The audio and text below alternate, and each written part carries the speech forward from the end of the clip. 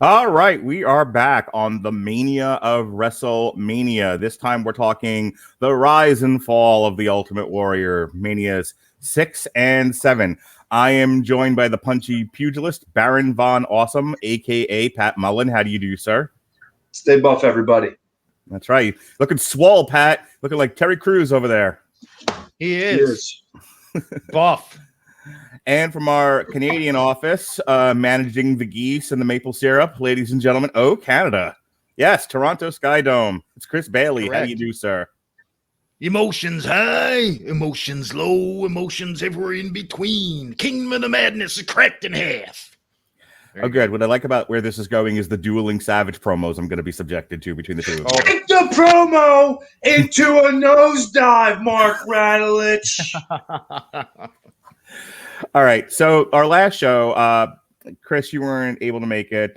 We talked about Manias 4 and 5, and Pat and I kind of reached the conclusion, and many have, it wasn't like startling to anyone, that was probably the best storytelling the WWE has ever done. Like ever. It's like peak WWE. And, you know, WrestleMania 6 moves back, and since WrestleMania 3 moves back into a stadium, you know, the Toronto Sky Dome. I was telling Pat, I wish that they had not reverse things, but I wish they'd only done 1 year at Trump Plaza, because WrestleMania 5 really needed to be in a stadium. And WrestleMania 6 is sort of like the making up for that. It's like, okay, we know we should have done this a year earlier when we were at our peak, but we'll do it now. And I guess the thought at the time was, well, things could only get better, right? We'll pass the torch to the Ultimate Warrior. Hogan will go do movies and it'll all work out. It doesn't work out. Boy, you're not wrong. No. And so what we're going to document tonight is, one, how we got from Hogan to Hogan passing the torch to the Ultimate Warrior. And then we'll touch on what happened with the Warrior. Pat and I did a deep dive on this a couple of years ago. We re-aired it during last year's WrestleMania, where we looked at the Ultimate Warrior's title run and all the things that went wrong with that. And then we rebooked it the way it should have gone. Pat, you just want to do like 50 words or less, kind of summing that up? Lame duck rehash challengers that we'd already seen. Not a lot of growth as a performer from Warrior didn't help. This thing called a federal injunction against anabolic steroids didn't help. Lots of factors in there that really kind of weren't Jim's fault. A little bit that was. Not a great time. And while we'll wait till the next episode to discuss Warrior getting fired at SummerSlam after him and Hogan had teamed up, this is, WrestleMania 7's kind of the beginning of the end for Warrior. And so we'll talk about that tonight. So let's get into it. Pat, after WrestleMania 5, Hogan's got the title back from Savage, and we're building towards SummerSlam.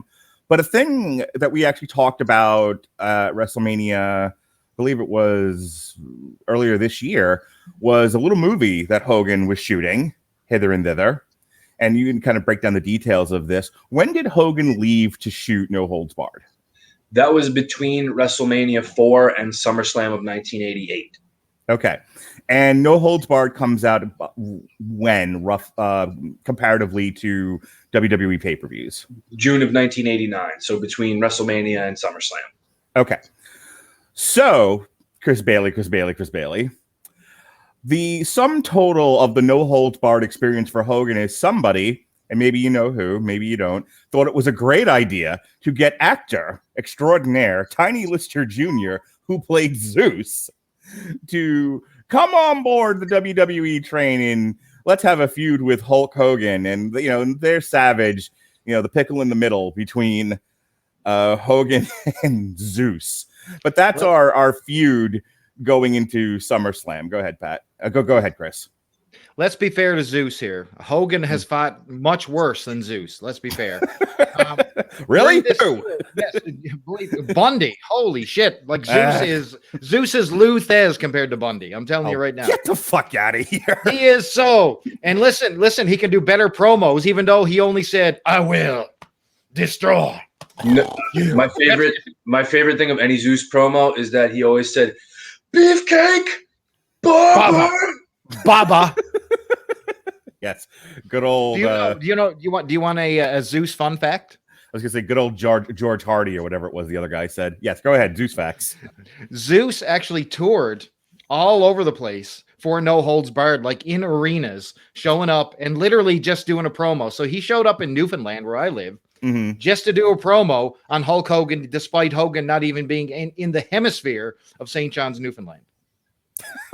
That's great. And it was the exact promo that you're thinking.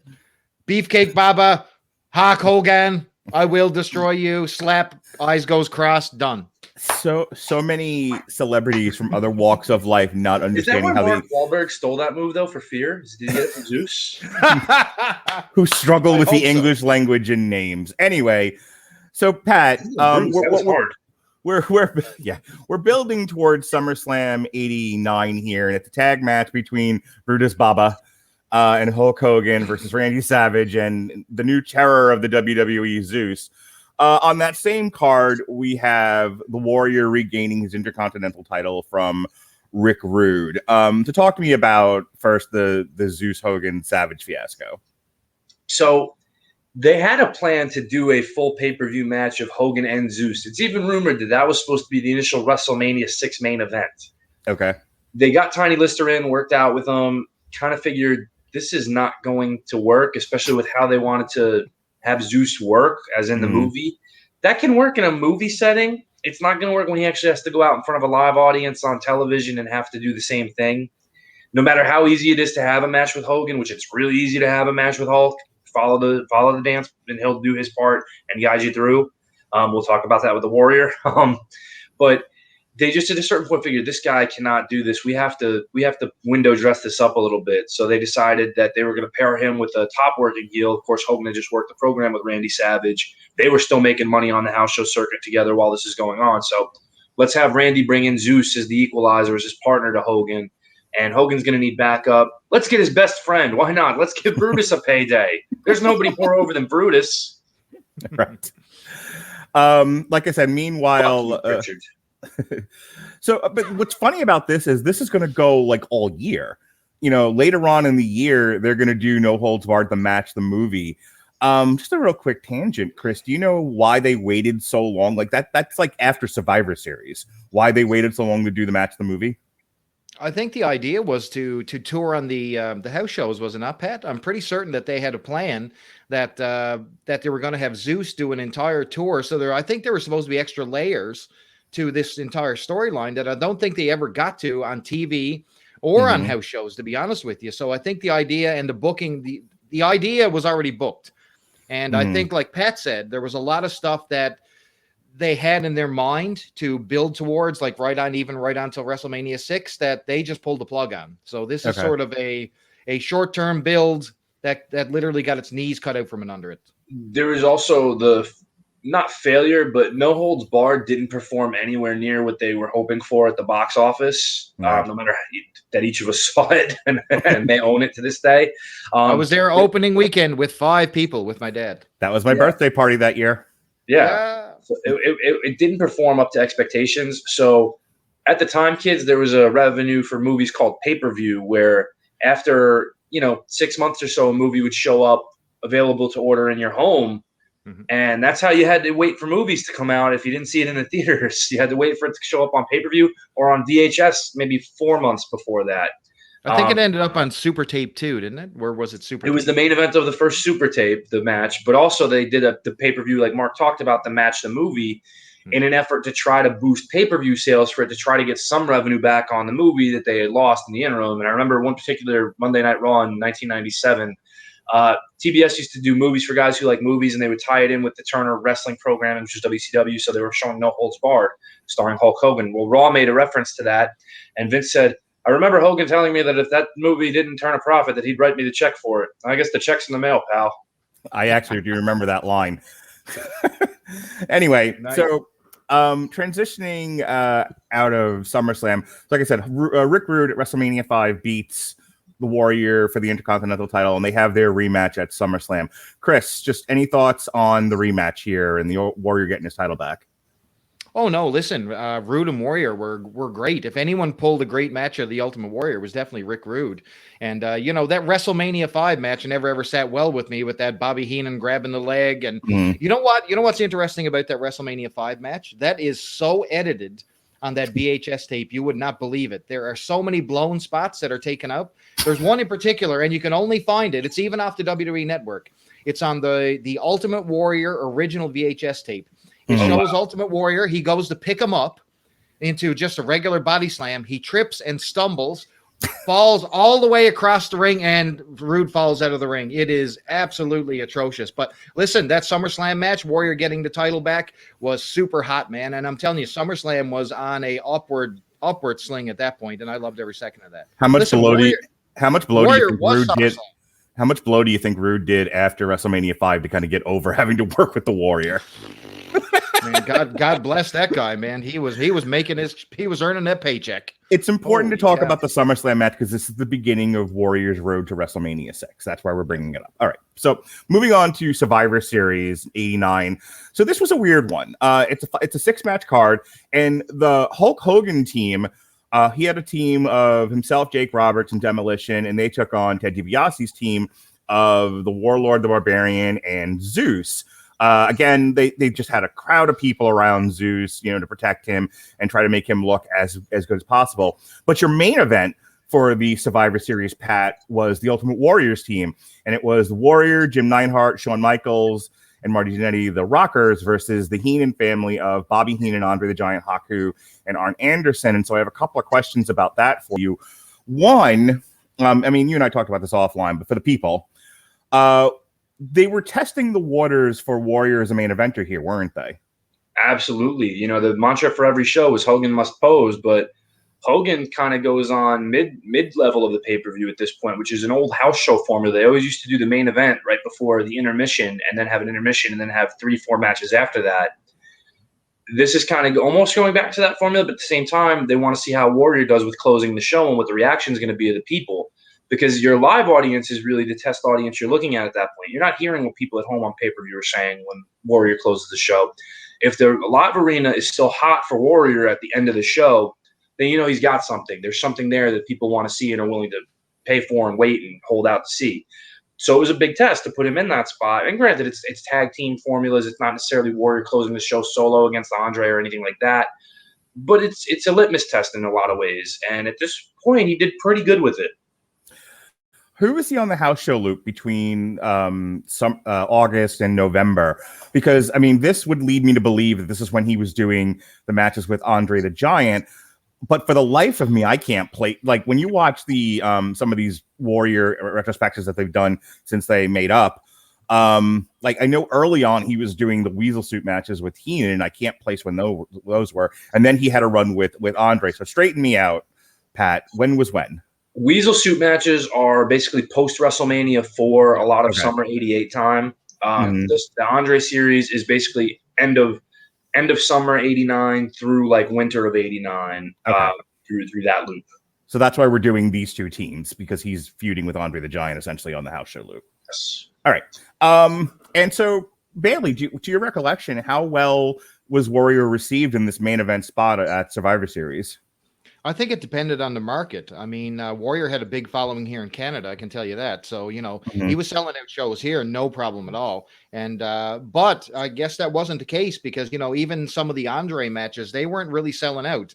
So, they had a little bit of a glut when it came to that. So if Hogan wasn't on the show, Warrior was a suitable replacement, but they weren't sellouts. So I know the first time I think it was the first Warrior Andre match did pretty well, but I don't think the follow-ups really made cash. I don't know.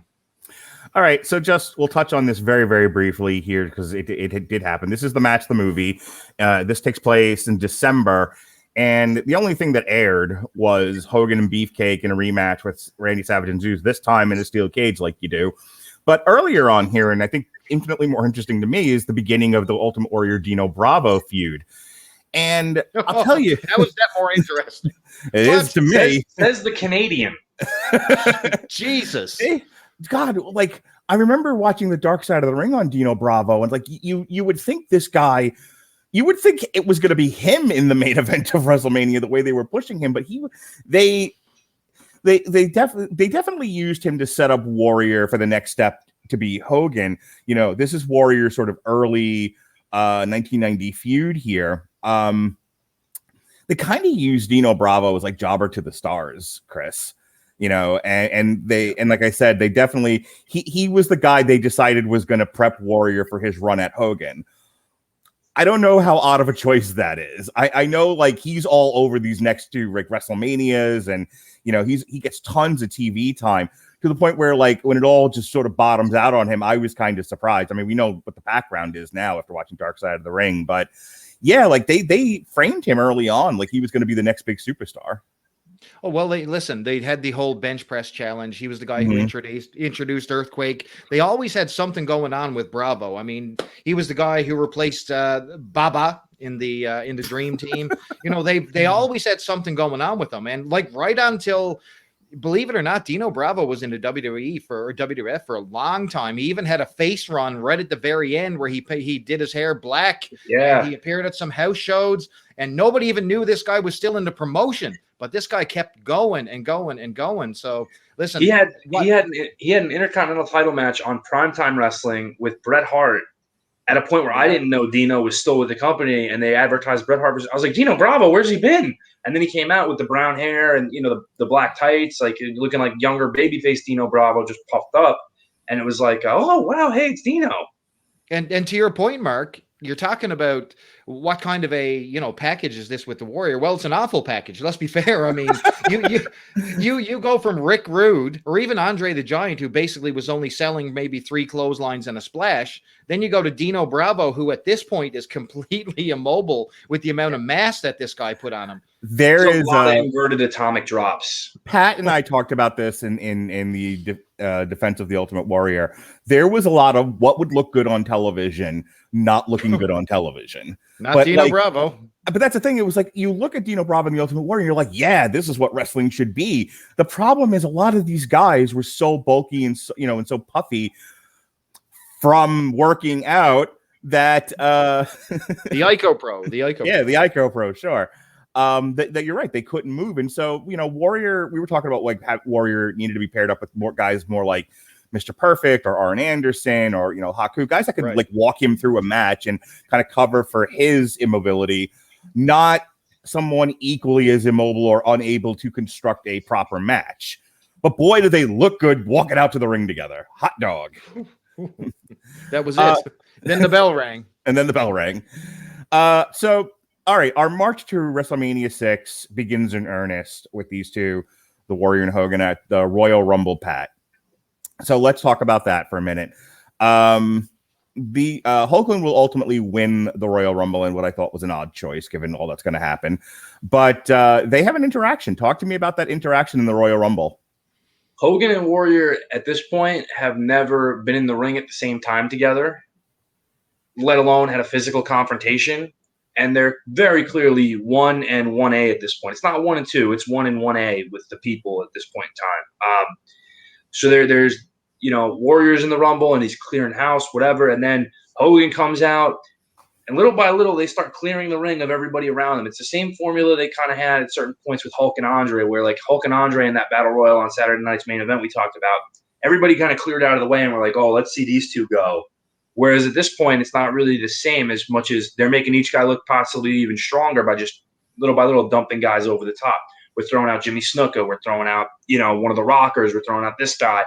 And then it comes down to just those two in the ring, and it's like, whoa. And you can literally, on the unedited Royal Rumble VHS, where the hard camera is facing them, it starts to shake because people in the arena in Orlando are rumbling. They're like, oh, my gosh, we're going to see this. I didn't think we were ever going to see this, but we're going to see this. The beauty part of it, Pat, you're exactly right. There's a build. Like you almost get to see the fans take a breath, and then you hear like the vibration. Like it's unbelievable. What a moment. Yeah. And you don't, they don't do a lot, but you don't have to do a lot when you have that. There's some clotheslines, there's a double down, there's a crisscross, and eventually people start coming back into the ring and filtering in again, just to give you that little tease of, wow, what would happen if these guys really cross paths? And again, to their credit, because they had that separation, that build, they want to hear how the audience is going to react. Do they pop louder when Hogan hits a clothesline? Do they pop louder when Warrior hits a clothesline? Do they boo either guy a little more audibly?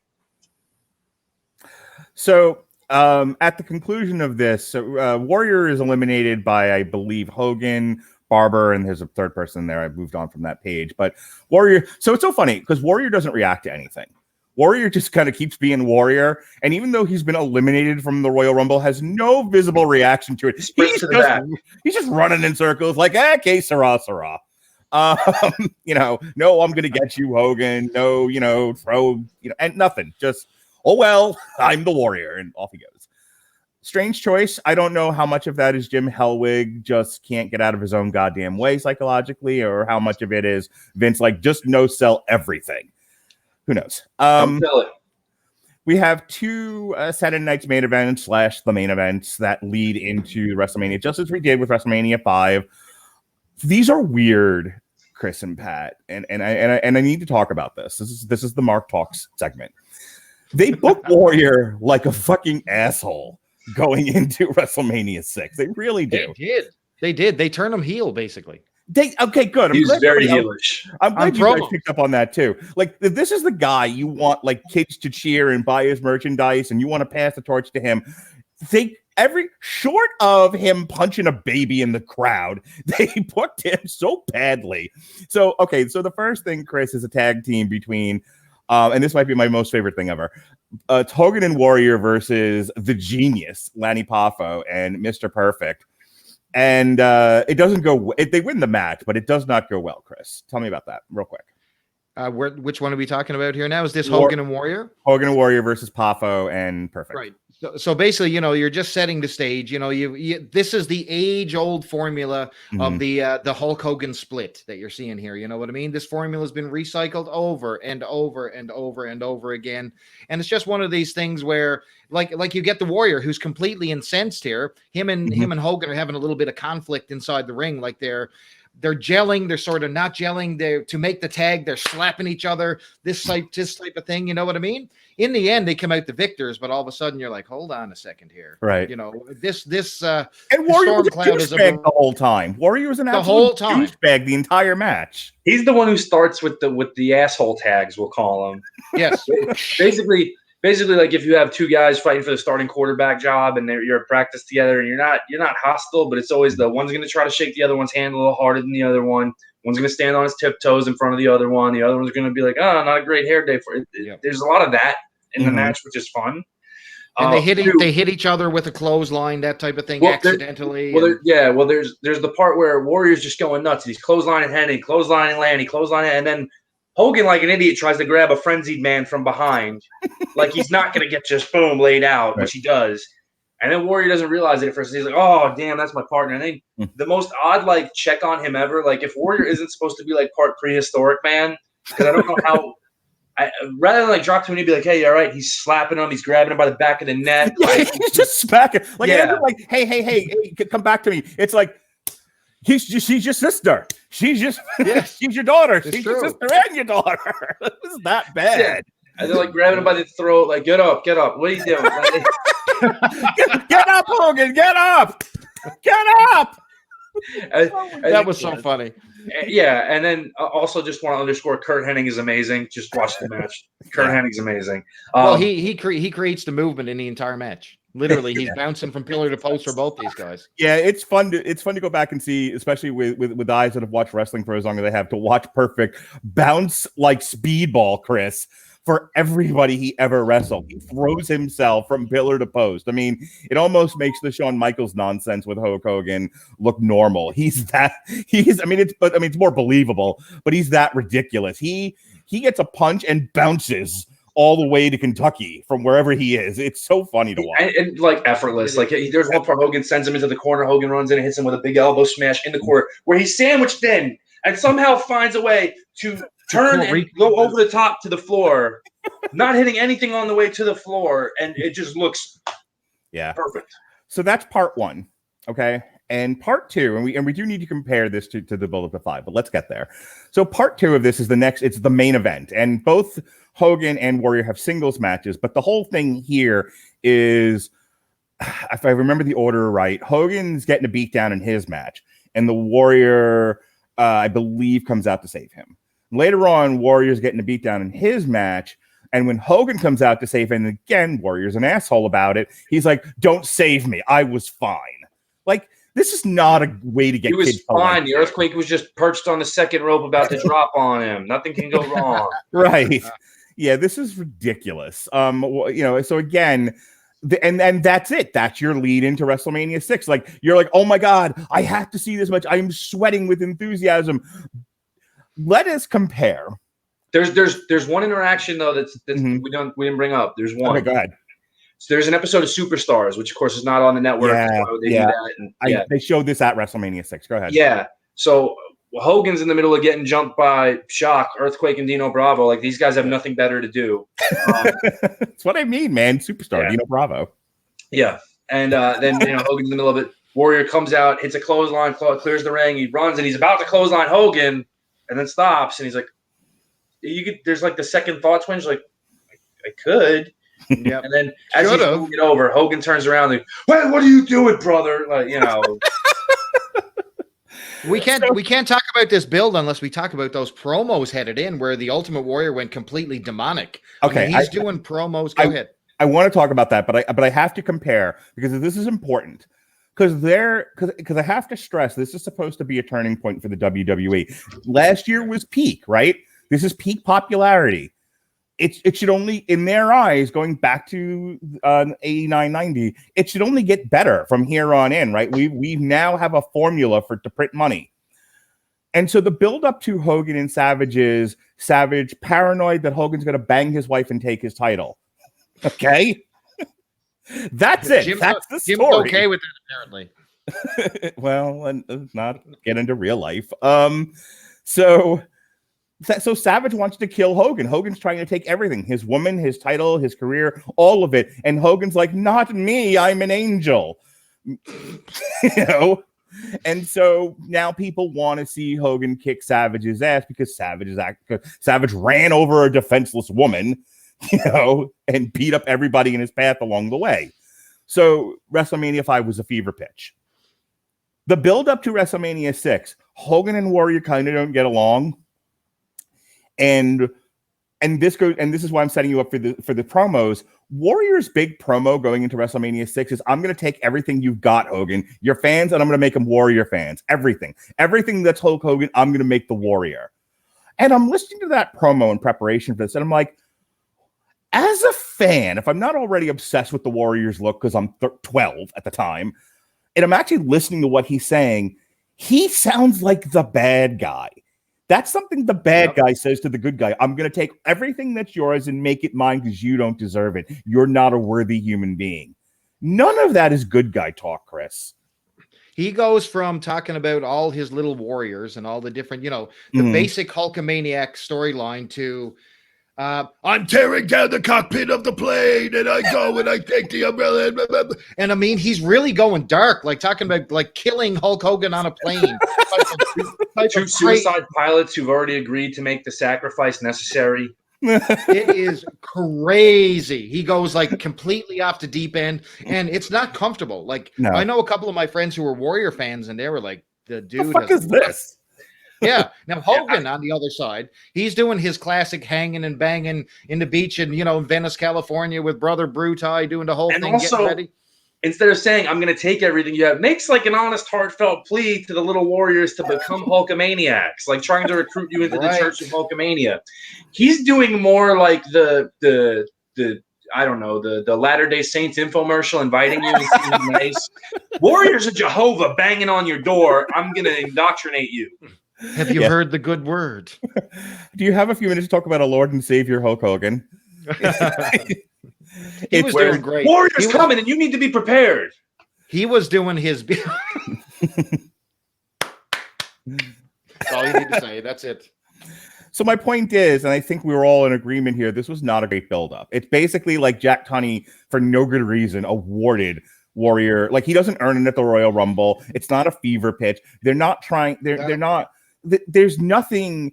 Other than they're the two best looking physical guys that you can put on the poster at the time. And Vince is like, I need a new Hulk Hogan. Hogan wants to go do movies. And in an alternate universe, Hogan's successful at movies and never comes back. So you need a replacement for for him. And why not the Ultimate Warrior? He looks like the best guy at the time to put the belt on.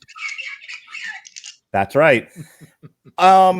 but they don't tell you anywhere near, even like not comparing it to Savage Hogan. They just, in general, this isn't a great story.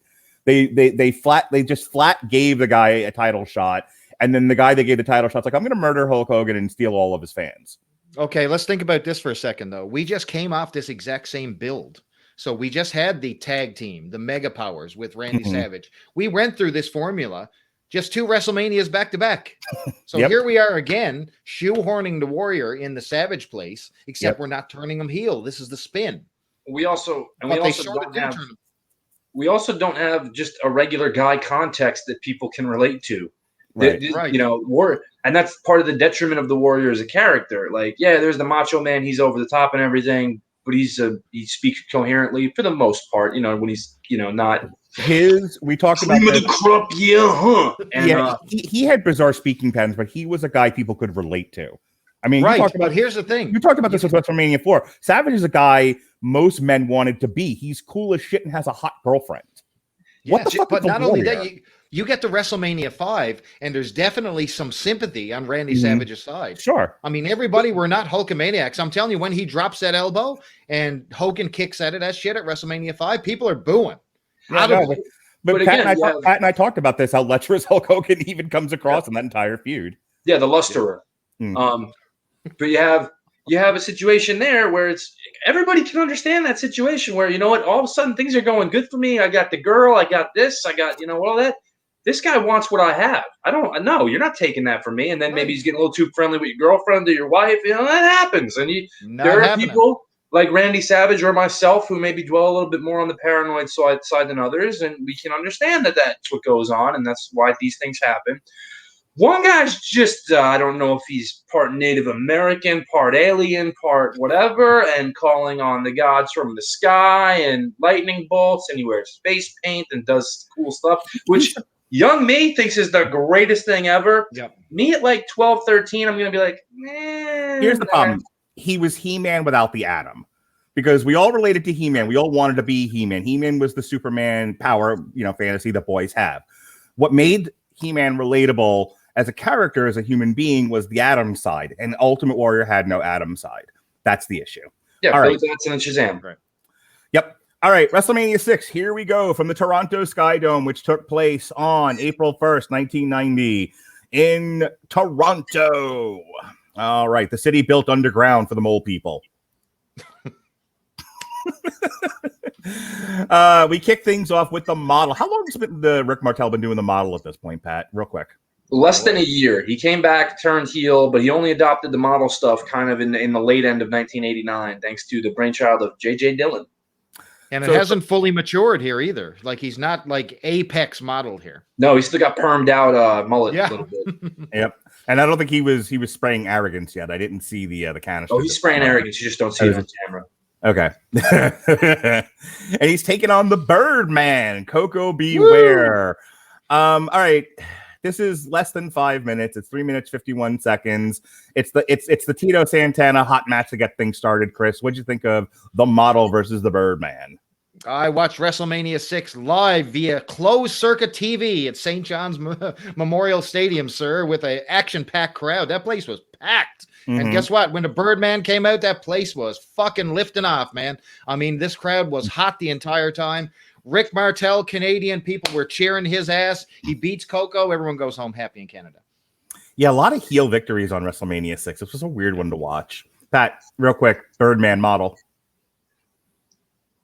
Arrogance for men until we meet again. Moving on. All right. In the let's form a protective barrier around Andre the Giant because the man can't move match, we have Demolition seeking to regain their tag team titles from the Colossal Connection, Andre the Giant and Haku.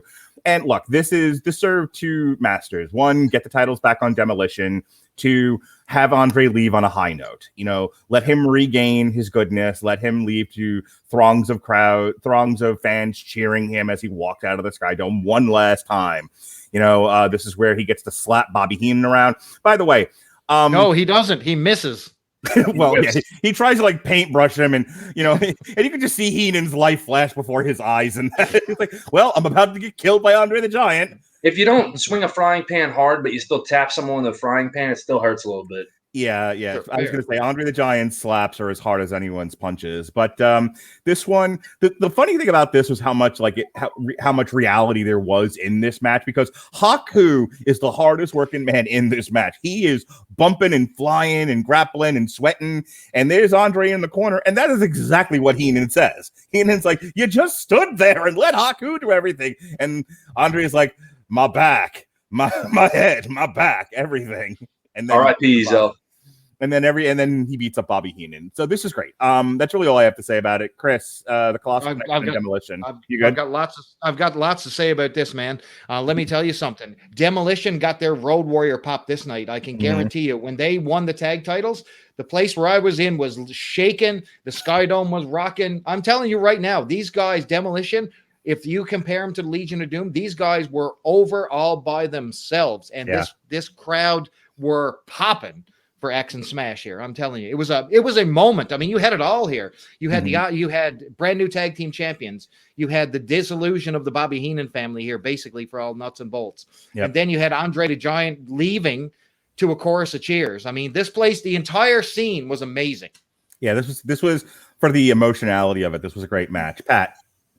Pretty package. One of the last real crowning moments of Demolition's run as a team, sadly. The last WrestleMania and last full pay-per-view match in a tag team, just a regular tag team scenario for Axe, who's going to have some health scares a little bit later in the year. But yeah, as a Demolition fan, and for my money, still the greatest tag team of all time, Axe and Smash. Can't disagree, man. It's hard to disagree that. This was their third trip around the sun together as tag team champions. They were super over, and I'll always maintain they were better than the Road Warriors. Sorry. In what should have been the beginning of the march towards the main event of SummerSlam, the Ultimate Warrior versus Earthquake. The Earthquake more or less squashes Pat's future father-in-law, Hercules. Pat Hernandez, that's your new gimmick. I want to see Pat's got to do the Mania of WrestleMania 8 and 9 with chains on. Yes, more chains. Pat. Yeah, in the alternate universe where they book things correctly, it should have been Earthquake versus the Warrior at SummerSlam, but we'll get there.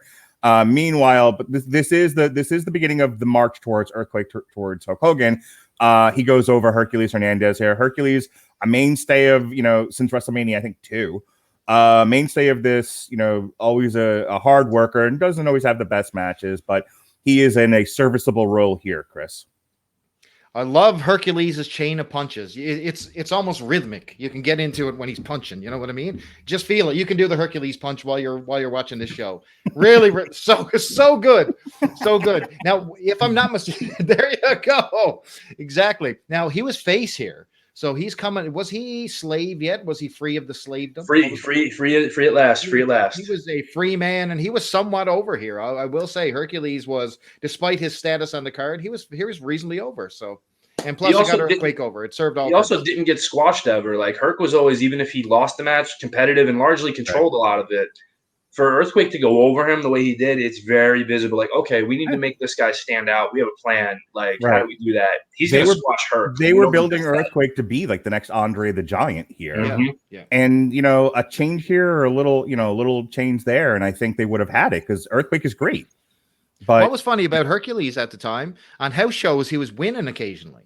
Mm-hmm. You know what I mean? Like he wasn't losing everything. No. So this build, he wasn't a jobber per se. He was definitely firmly in the mid card, but every now and then he'd sneak a win over someone big, and you're like, what? Hercules he had just done a run with Akeem on the house shows prior to this point where he was winning the majority of them. Right. All right. Well, we got to keep Hogan happy, so Beefcake gets a win over Mr. Perfect. What was this? Somebody tell me why. So I have tried to come to Beefcake's defense, in as far as he was the perfect guy for this era of wrestling. But I think this is now the segment of the podcast called Pat's Therapy Session. Pat, please just do your thing, man. Beefcake over Perfect in less than 10 minutes. So what you have here is essentially the best in-ring performer on the roster at this point for this year, the year prior, and the next year to boot. And a gimmick where they're trying to build him into a main event star eventually. He had some matches with Hogan on the main events that didn't draw reasonably well, so they're trying to figure out plan B with him. So what they think the best approach would be to have him job to Hogan's best friend cleanly and take this 2-year build of this undefeated streak that they can potentially do so many things with. And instead, he does a job to a guy who doesn't have 3 yards of clothing on. Looks like he put hand grenades in his damn pockets. Yes. With a mullet and crazy eyes, and has a reasonable physique, but not outstanding at the time. Can't really do much besides a knee lift and a sleeper hold and can't cut a reasonable promo to save his life either. But he's best friends with Hulk, so we got to do something. So what we're going to do is we're going to build this guy up instead of this guy who's so good and makes everybody look good. And how can this fail? It's only that 18 other babyfaces have gotten more over than him since he's turned babyface. Not the Ultimate Warrior, Jake Roberts, Jim Duggan, Dusty Rhodes. But let's not put that here or there. Let's go with that. And instead, we're going to have our best guy on this whole roster in terms of getting guys over in the ring. Do everything he can to make this guy look like $1 million and put him over. And then later on, what we have planned is he's going to beat this guy again for the Intercontinental title down the road, too. Unfortunately, there's a parasailer who decided that wasn't a good idea. I was not there at the time. I don't know who was riding that parasail. It wasn't me. I certainly didn't do it. I'll kill you, Barber. I was too young based on legal restrictions to be in that parasail with my knees out like this into somebody's face. Wasn't me. I don't know. I wasn't there. It is an odd choice, considering they need heels to they need to build up the heel machine for Warrior, and they couldn't have been this dense to not realize that you need heels that can work to get Warrior over. Perfect was the guy. Perfect more than Rude was the guy, and yet they blow him up on the launch pad. Well, and here's the thing, too. Yeah. They were unhappy with the house show results of Hogan versus Perfect in terms of what they drew, because they didn't draw very well at Madison Square Garden. Right. I know they wrestled at Cobbs County in the headliner there. I don't know how that drew, but I know that was their first singles headlining match in December of '89, I believe it was, in Cobbs County Coliseum in Toronto, or the outskirts of Toronto, I should say. But they had disappointing results. They did a tag match at the Garden the following month after the Hogan Hennig singles match of Hennig and Beefcake, or Hogan and Beefcake against Hennig and Lanny Poffo. Still didn't draw strong, and then. What's funny is they're still going to do Hennig Warrior later on because they just need guys who can work with him. But instead of making him look like a credible threat and building him up like, oh, he just beat Beefcake on a major scale. Okay, there's really something to Perfect now. He's still unbeaten. No, we're going to have Beefcake beat him. Perfect. And they used the same finish that Hennig used against Jerry Lawler to drop the AWA title in Memphis. Yes, I was just going to say that. It's the slingshot buckle. Boom. There it is. Yeah, right into the post, and then out goes Perfect, and Beefcake gets the win. And Hennig does everything he can to make this guy look credible, and Beefcake still sucks. I'm sorry, he sucks. There's no two ways about it. I didn't get him as a kid. I didn't get him as an adult. I don't get him now. I never did. He was there because he was Hogan's friend. That guy owes Hogan everything he has. Let's call it what it is, okay? He sucked. That's why he couldn't get over in WCW, because they couldn't call him Brutus the Barber there, and that's all he had. He sucked. It's an best line ever. Warrior on Nitro pointing to this label going, "This must be your barber." Well, we're trying to transition out of the Hogan era into this new Warrior era, and yet we're still hanging on to Warrior's buddies. Like I just don't understand, Chris, the mentality of Barber needs to go over here. Just real quick, like 50 words or less on Barber and Perfect, and we'll move on. Like I said, the big thing here was the shock element. Nobody and their dog expected Beefcake to go over here. So, it's that shock win in the middle of the card that people are talking about all of a sudden. You had just came off a big tag team title victory, for Demolition. So what are you going to follow it up with? Boom, Mr. Perfect streak.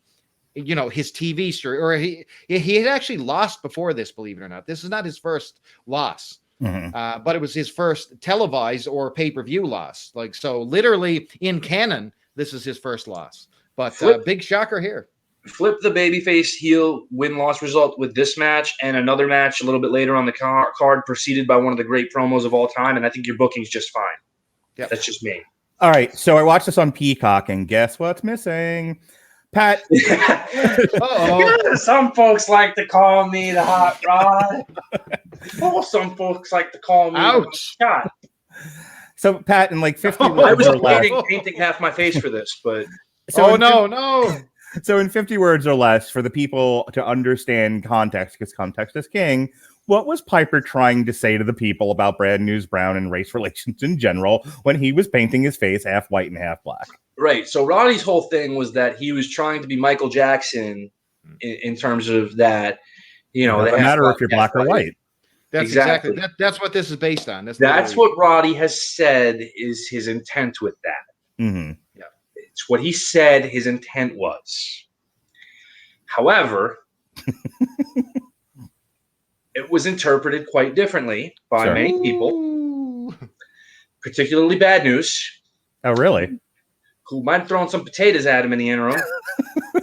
And has pretty much gone on record saying he was pretty sure that somebody at some point was going to just jump the rail and kick Piper's ass for doing it. But this isn't the first time Roddy did the half blackface. It's the first time he did half blackface and black body for that matter. Okay, hang on. Blackface is a very specific thing. He painted his face black. He wasn't doing blackface. And I know it's a weird distinction. This is half blackface. Blackface. It's not blackface at all.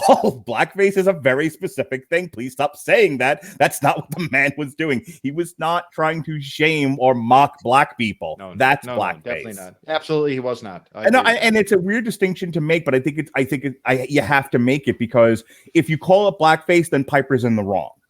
And Piper's, and it goes against what Piper's intention was. That's why I'm making the point of talking about this. And again, in the build to this match for the preceding couple weeks on Superstars and Wrestling Challenge, Roddy had worn half of his face of a different color, as you will. So it's not like he all of a sudden surprised everybody by doing this at that moment. Just walking past Vince like, Roddy, what are you doing? Nothing, Vince. It's fine. Well, Vince also had a woman we'll talk about on the show named Sapphire. So yeah, we'll get there. Anyway, I did not get a chance to rewatch this match because it's on the Roddy DVD if you own the DVD. I don't. But because it's 2021 and we've got the cock, so I did not. Well, you sure did.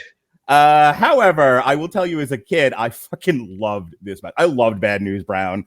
I know hashtag The Wire. I loved Bad News Brown. Loved Roddy Piper. This match kicked ass, and I'm sure it got stiff at times for all the reasons you said. But I think that made it better, Chris. It was just a brawl, and that's all it needed to be. It didn't even need a finish, which you didn't even get. It wasn't in a double count out. Isn't that where it ended up? Those two guys, them brawling to the back. Yep. They just brawled all the way to the back. I mean, you had Piper in his most insane version that you're going to get there. I know lots of beautiful black men, lots of beautiful black women, and brother, you ain't either one of them. Look at them big bug eyes you got. Look like they'll come right out of the socket, man. And then look about that ugly nasty lips on you like a catcher's mitt, man. Whoa, that's crazy. But yeah, not much to say about this except it's Piper at some of his best and worst all at once. Listen, and 30 years later, nobody's allowed to go do a promo without a script. No, I'm to talk about it. That following the match, he has the solution to wash all the coloration off of him. Andre the Giant and Arnold Skolin dumped the solution out and put water into the bottle because it was a clear solution. Roddy's in the shower trying to scrub himself off. Okay. All of a sudden, he's ripping his skin off, and he's like, why isn't this coming off? Figured out somebody had dumped out the solution on him, so he's got to keep the paint on. So him and Rick Martel are like rubbing his skin with toothbrushes to try to get it off. Oh. He goes the next day into the Toronto International Airport, still painted up, hungover, and with a 6-foot Mickey Mouse that he had gotten for his daughter, and they say, sir, you're going to have to check Mickey.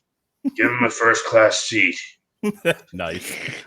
This almost there's no reason to talk about this. The best part of this entire next bit here, the Hart Foundation versus the Bolsheviks. Steve Allen. Dude, Steve Allen's skit with the Bolsheviks is the best thing on this card. It's so funny. My God. No. See, what do you mean no? Steve Allen is great. He's a Canadian celebrity. He's not a Canadian celebrity. Where did they dig this guy up? Come on. If you haven't seen it, it's so funny because the Bolsheviks are trying to sing their anthem, and Steve Allen keeps playing like different songs, and Steve Allen mugging to the camera is the best thing ever. It's so good. This is so much better than the match itself, which is 20 seconds long. By the way, they also had to make sure to take extra special care of Steve Allen's hair. Mm-hmm. It was kept in a cold room so that it wouldn't frizz or do anything like that, and it had to be maintained at all times or Steve Allen would not go on camera. So, Pat, is this the beginning of the end of the Hart Foundation here? Is this where we start to get the Brett Singles run? No, this is the beginning of the last real beginning of the Hart Foundation, where they were like, we need a team to go over strong, because they knew at the time pretty much they were going to be bringing the Road Warriors in. Okay. But until that point, they had to set something up to transition that Demolition Road Warrior feud, because they were going to turn Demolition heel again, which is a huge mistake, but we'll go on with that.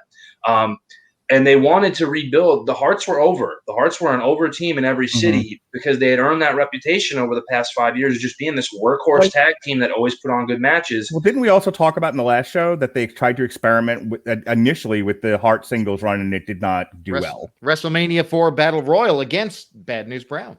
Yes, and they split Brett and Jim. Brett wasn't ready at the time for what they had envisioned for him. Jim kind of floundered a little bit at that time on his own. So the decision was made. Brett's not ready to be on his own yet. Anvil isn't really of any use to us as a single, so let's put them back together to keep trying to build Brett up to something eventually. But in the interim, they're our most over team besides Demolition. And if we're moving Demolition into the Road Warrior feud, we don't need belts for that. Let's put the belts on these guys and have them carry them and work with these other teams so we can have our B-show main events be something people care about. So that's why they were put over so strong. They made a mistake with his initial run, because when they did the WrestleMania 4, destroying the trophy, feud with Bad News Brown thing, they kept the Anvil around. So Anvil would do run-ins at the end of the match. At the end of the matches, yeah. And throw out Bad News Brown when he's beating down Brett after a DQ and all this type of stuff. So they never really truly separated them. They still sort of had him lingering in the background, which was a huge mistake. You couldn't keep them singles, right? In an ongoing theme of the WWE at the time, they are looking at big muscly men in this company and going, okay, we need to create an entirely new main event roster. I mean, at this point, a lot of the superstars of previous territories had been there for a while, and a lot of them were starting to leave. A lot of them the Mid-South guys had been there forever, and they were starting to leave, or they were getting stale. And so we need new guys. So the Barbarian. And he goes over Tito Santana in less than 5 minutes. Doesn't work out, but that was the object here. Anything about the Barbarian and Tito, Chris? So Barbarian is now experimenting with a brand new look, brand new part of the Heenan family type of deal. He's got this large, almost Conan the Barbarian-esque garb that you'll see. Yeah, it looked really, really freaky. He's got his own singles finisher now. He's playing with the flying clothesline, which was devastating at the time. And Tito sold the ever-loving shit out of that clothesline, too. Yeah. Hook, line, and sinker. Boom. I thought it was opportunity on a Barbarian action figure looking like this, by the way. Oh, I was so good. Imagine the alternate universe where they know how to book, and and Hogan never comes back, and you get like a Warrior Barbarian pay-per-view. Like Hogan versus Warlord. Come on, Yeah. Barbarian in Florida, then his little run in the NWA. He was a single star before they paired him up with Warlord. So I mean, I think there was a missed opportunity here all the way around. Infinitely better worker. The whole nine. Infinitely better worker than the Warlord too. Really underrated guy in terms of what he could do for such a big guy. And we'll see that at WrestleMania 7. All right, our co-main event of this pay-per-view, our mid-show match here, we have former Crockett Booker and NWA heavyweight champion Dusty Rhodes with Sapphire. Hey, have you guys ever seen Amos and Andy? And they go in a mixed tag against Randy Savage and the sensational Queen Sherry here. Pat, why Sapphire? Where did she come from, and why did they think this was a good idea, this poor woman? Because Vince watched a show as a kid called Amos and Andy. Mm-hmm.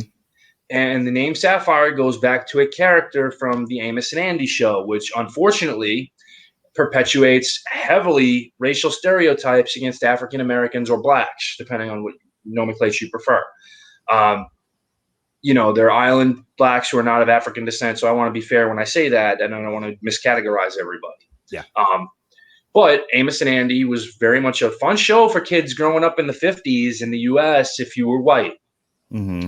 If you were not white, it hit a lot of personal hard notes on you that white folks generally didn't know was insulting at the time because we had a very ignorant culture. It happens. These things are what they are. It's like when everybody laughs at the Irish when they get portrayed as drunks. That's funny. No, it's actually hurtful. It's kind of true. He says with the Celtic cross on his arm. Go figure. But it was a time where Vince grew up watching that show as a kid and remembers laughing at it and thinking it's funny and entertaining. Let's bring it back, pal. Let's do it. No, let's not. And Bad News is one of the guys who actually confronted him about the name Sapphire for Juanita Wright, who portrayed that character, who was just a huge fan, particularly of Dusty, and they brought her in as his manager because of that. And he warned Vince, like, what you're doing is racist. Cut the shit. You know better. And Vince changed her name to Sweet Sapphire because that was less racist. And what we have here are the crossroads of two of the greatest careers of all time at their collective low points together, which is a sad thing. And a missed booking here. Rona Barrett, who is very well known as a gossip columnist in Hollywood and all that stuff. Why is she at WrestleMania in Toronto and not Los Angeles? Made no sense. So, I mean, was Sapphire somebody on the indie scene? Did she come? No, she was a fan. She was a fan who would come to the shows, be very loud and vociferous, sit front row. They just threw her in there, huh?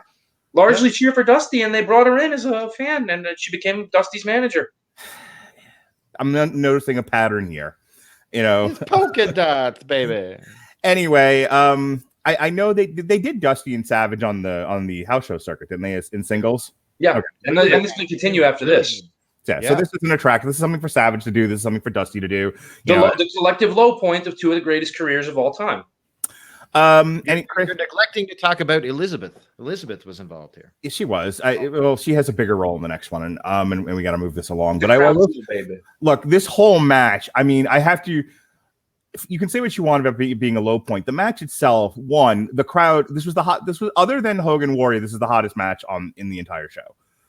People love this, and I'll tell you, I was thinking about Zeus. You know, like everyone forms a protective barrier around Zeus to try to make him look as good as possible and to cover up his awfulness. Same thing here. Like Sensational Sherry should have gotten an award because other than Mr. Perfect, I've never seen somebody bump as much as she does for Sapphire, doing absolutely nothing. Beat up Sapphire a little bit too for bad hygiene. I mean, I can imagine where that hygiene is mistaken. This was a Herculean task, no pun intended, to try to get this match over. And Dusty, Sherry, and Savage did their best, and I think they succeeded, despite the albatross, the chain, the ball and chain that was Sapphire around each of their ankles. Chris, ball and chain, watch it. They canceled Roddy Piper. They'll cancel you too. Face is not half black. Anyway. Go ahead, Chris. Good fun match. You're playing with the emotions of the crowd, having Elizabeth involved here. Sherry's bumping her ass off. You talk about an insulated cocoon around some people. They had no cocoon around Dusty Rhodes, but by God, he was getting over. You could saddle him with polka dots. You could give him shitty plumber gimmicks. You can stick Sapphire with him. He was absolute Teflon, and those fans just loved him. And it was Americana Gath. We're pumping a Gath. I'm making a blast. Yes, sir. That's what I'm saying, man. You could not fail. Dusty Rhodes could not fail. He was. You might be my prices. As hard as they try. I would love to go into a rant about Bruce Pritchard lying about them purposely cutting, making life difficult for Dusty Rhodes, but we don't have another hour for me to bash Bruce Pritchard. All right. The Rockers took on the Orient Express. Pat, anything with this? I mean, it was a fine enough match and everything. Was this a deal they had with some Japanese promotion? Because I'm really surprised the Rockers don't go over here. What? AWA, baby. What is he talking about? I don't know. Fix him up, Pat. Fix him up. No, there was no deal with a Japanese promotion. Pat Tanaka is about as American as you and I are. Akio Sato is Japanese, but wrestled in Memphis for a long time, which is how we got to know a lot of these guys, including Pat. These are just four guys who worked really well together. They're going to do even better when Akio Sato is replaced by Paul Diamond, who was Pat's partner in the AWA's Bad Company, that had already had this incredible feud with the Midnight Rockers, same guys, of course. They just have really good chemistry. Four guys who are lighter, work hard, bump their asses off. Finish is a little disappointing, but makes perfect sense if you want to extend it. Have Fuji get involved. Love you, Mr. Fuji. I miss you. Marty gets hit over the rail, goes with the cane, and it's fun. It's a good sprint. It's a good change of pace from what we just saw with a lot of gimmickry and window dressing around Dusty and Savage and Sapphire and Sherry, Elizabeth. It got people back into, this is a wrestling show, and it's a fun one at that. All right. Yep. We got Jim Duggan defeating Dino Bravo in yet another situation where I don't understand why the guys you're going to try to stop homering for Dino Bravo. I don't understand this. Move along, Radulich. Move along. You're in Canada. Garbage. How'd that work out for Brett? Moving on. Ted DiBiase with Virgil defeats Jake Roberts by countout. Flip this and Beefcake Perfect endings, please. Yeah, this is rough. I mean, it's a good match and everything, but again, I don't know why at this point we're not trying to build up Jake. But who knows? Jake with his wallowing in the muck of avarice promo, by the way. And after 2 years of a run with these two, as the Twin Towers, they finally break them up. The Twin Towers explode. You can't say that. I said no pun intended. I was referencing Savage and Hogan. The Boss Man takes on Akeem, the African Dream, who, well, go, as much as shit as if they've canceled off a Peacock, that's WWE, they still leave Akeem on there because that's not racist and insulting. No, because it's making fun of a white man. Sure. The Boss Man defeats Akeem, the African Dream, in less than 2 minutes. They got big plans for the Boss Man as a face. They need more faces, behind. And he's already more over than Beefcake. Yeah, so that's what this was. This was a UWF World Title rematch. They got the plan is for Rude to main event SummerSlam with the Warrior, so they need to give him a big win. So he gets a short big win over an aged Jimmy the Murderer Snuka. It's whatever. Who cares? All right, the main event. Let's finally get there. 25 minutes. This felt like an hour of the Warrior and Hogan in the weirdest.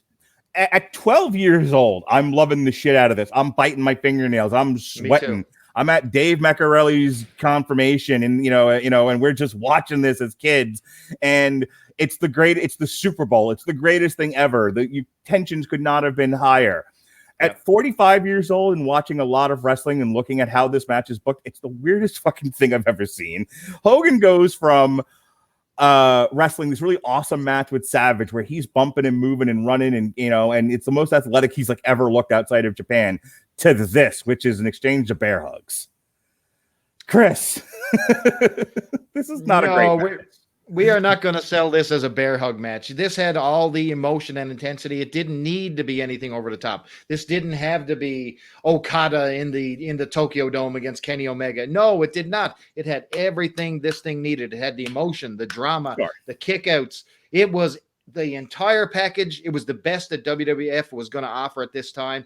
Two titans colliding. You didn't know who was going to win. Was it possible that the Warrior was going to unseat Hulk Hogan after years of never getting his shoulders pinned to the mat? And he just barely does it. The place goes electric. We got a brand new champion. The passing of the torch, Mark Radulich. The crowd goes home crazily happy. Some of them. Like I said, at 12 years old, this was amazing. And when it was over, I was spent. I was like, take me home, Dad. I can't be here anymore. I'm done. Watching it, I watched it with my son, and my son had not as similar reactions. He's not as emotionally invested, but he liked the match. And it was, and I think that's what I'm trying to say. I think compared to what we know wrestling will become in years later, and and how guys can work, and even at its time, comparing it to Savage, Steamboat, and stuff like that, it's not great. It's just not. On the other hand, it's the perfect match for what it needed to be at the time, Pat. 100%. They played to each guy's strengths during the match, which is important. They didn't want them to go out of their comfort zone, but they still wanted them to have something watchable and something that did justice to the position they're in on the card, where you couldn't do, your Warrior 30 seconds, clothesline, go home, or your Hogan big bootleg drop, immediately go home type thing. They had each guy get their moments. The psychology was very good. They didn't go at a pace that they couldn't sustain. They really worked hard to accentuate certain points to allow commentary to tell the story of what was going on. So big ups to Jesse and Gorilla for how they put the match over on commentary and what they did. And again, you're minimizing what each guy is not strong with, and you're heightening what they do well. You never saw Hogan sell a lot as much as he did in terms of, other than when it was time to make the comeback like he did here. Like when he goes out to the ring and he hurts his knee. What does Warrior do? Right. Warrior kicks him in the knee. He doesn't, he's not, they're showing you this is about everything. The friendship's out the window. We got both belts on the line. This is everything right now. They do the crisscross. Each guy gets to look strong where the referee's down, and they each get pins on each other. So it equals out, and they don't make one guy look particularly stronger than the other. It's a well-executed match for what it needed to be. It really did do everything you could to elevate the Warrior in that moment and make him look like the star to come. Hogan did it as much as you could to make him look like that. And Hogan himself came off looking pretty good. Even though the bloom was off the rose of Hulkamania, he shook the hand, handed the belt, gave the hug. But he's always had the line that I disagree with where he said more people were watching me leave than watching Warrior in the ring, and that's just Hulk being Hulk. Yeah, well, he's a liar. Yeah. And lecturer. Anyway. You fulfill your ultimate destiny. By the way, I've never changed the batteries on this thing since 1990, and it still talks. Nice. They don't make them like they used to. Right. So the next thing that we're going to do is SummerSlam, and the road to get there is that they take the Warrior off the road and they send him out to do publicity. He has no hot feud going into SummerSlam. He does with Phil Collins. He does absolute like Hogan beats the Sheik, and he's like in this death feud with Roddy Piper, and then it's the Heenan family, and it's like one hot feud after another with Hogan. It's just the best TV you're going to see in the early 80s, mid 80s. All right, well, we need to do the same thing with Warrior. We need to reset and start all over again with Warrior. Warrior, what are we going to do? Not anything at all, ever. You're going to dance with Phil Collins, the Two of Hearts. Yep. So, and then we get Warrior Rude 3 at SummerSlam in the cage. The setup to all of this is that Earthquake hospitalizes, stretchers Hulk Hogan, and Hulk Hogan's off TV for a while. What's he making when he goes off TV? Suburban Commando.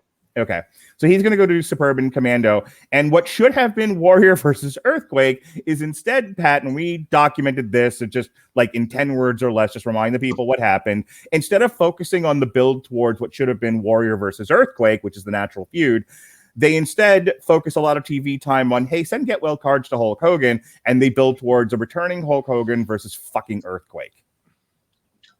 You instead of Warrior coming out to avenge this great champion he had the honor of sharing the ring with, and this unstoppable heel who nobody's conquered yet, and they have a fresh main event with hot babyface, hot heel, everything makes sense. He's a big physical threat, something the Warrior hasn't seen like him before. No, we're going to put the Warrior on the back burner. He's going to wrestle a guy he's already wrestled on 2 pay-per-views and beaten, and should be the end of at this point. We're going to do that instead, and Hogan's going to get the hot angle with Earthquake because everybody wants to see Hulk come back and get revenge, because it's not like we could put that off and have him do it after the Warrior fights Earthquake and still make money with it. And so the feuds going into Survivor Series, I believe the Warrior is kind of sort of feuding with, I don't even know, I guess Perfect. He's doing house show loops. Some are with Kurt Hennig, some are with DiBiase. He wrestles DiBiase on TV, on the main event special the night after. But he's the majority of what he's doing are 6-man tags with the Road Warriors against all 3 members of Demolition, which is odd. And so you have Hulk Hogan, and he's going to continue to feud with Dino and Earthquake and that whole gang. And this all leads to the Survivor Series, which is a weird one. This is the one where the winners of their collective matches form 2 teams at the end and fight each other. And so the show starts, and I remember watching this a little ways back just to watch it because I kind of wanted to. I think when we were talking about the Warrior at the time, I was like, "What did he do after he won the title?" Because I don't remember anything. It was the least memorable title run ever. And I'm watching it, and he fucking curtain jerks this Survivor Series. It's the Warrior with Kerry Von Erich and the Legion of Doom versus Demolition and Mr. Perfect. And this iteration of Demolition includes Crush. And then later on, you get Hulk Hogan's team of Hulk Hogan, Boss Man, Jim Duggan, and fucking Tugboat versus the Barbarian, Dino Bravo, Earthquake, and Haku. And then they have a final face-off of Hogan, Tito, and the Warrior versus Hercules, Paul Roma, Martel, and DiBiase, and the Warlord in a 3-on-5 match. Chris, this is a nothing Survivor Series. Like I can't even pull a story out of this. This might be one of the worst Survivor Series I've ever seen. This is one of the reasons why I think they transferred out of the traditional Survivor Series matches into like singles matches. You know what I mean? This one really didn't make a lot of sense. They didn't have a lot of story build. I don't know. Really, there was nothing really great to say about this thing other than a means to an end to further something. They did nothing with this. So what's the point? It was the only existing on the card. The only thing I liked about the Survivor Series, and it's probably the worst match on the card, but I liked the booking of it for what they were accomplishing, is the Mercenaries against the Alliance, which is Sgt Slaughter's team of himself, Boris Zhukov, and the Orient Express against the Alliance, Nikolai Volkov's team, himself, Tito Santana, and the Bushwhackers. Love that. But I like it Santana because winning. And it's not even about Santana winning. It's that they make Slaughter look so strong in that match as this crazy veteran who can just find ways to win out of nowhere, because he eliminates both the Bushwhackers and Nikolai, and they think he eliminates Tito too before they flip the decision and he's disqualified. But it made Slaughter look very dangerous and credible, which as they build this stuff was pretty cool. But aside from that, the whole pay-per-view is a throwaway. You would think they experimented with the formula here because they had almost like a consolidation. So a Survivor Series team strive to survive, but the winners be propelled to a main Survivor Series match. So overall, and that's why Warrior curtain jerked, because he couldn't go and then go again. He needed an hour and a half between what he had to do. You would have thought that because of what they're going to do next, that Slaughter would have had a more prominent role in this thing, but he gets eliminated in his own match. Like he really, like he didn't have to win the whole thing, but he should have survived his own match. No, but they protected him and how he lost that. That's the big difference. I'm not arguing that point. I just think there's an even better way to do this, but it's neither here nor there. The Royal Rumble, 91. We are now. So I think that what's important to talk about here is about when did Slaughter make the heel turn in 1990? So, summer 1990, he comes back in cutting just in general, just heel promos right around the actual invasion of Iraq and the Kuwaiti situation is when he starts cutting the Iraqi sympathizer promos. Okay. At backstage, are they considering Slaughter versus Warrior for WrestleMania, or are they just, we already knew we're building towards Hogan versus Slaughter at this point?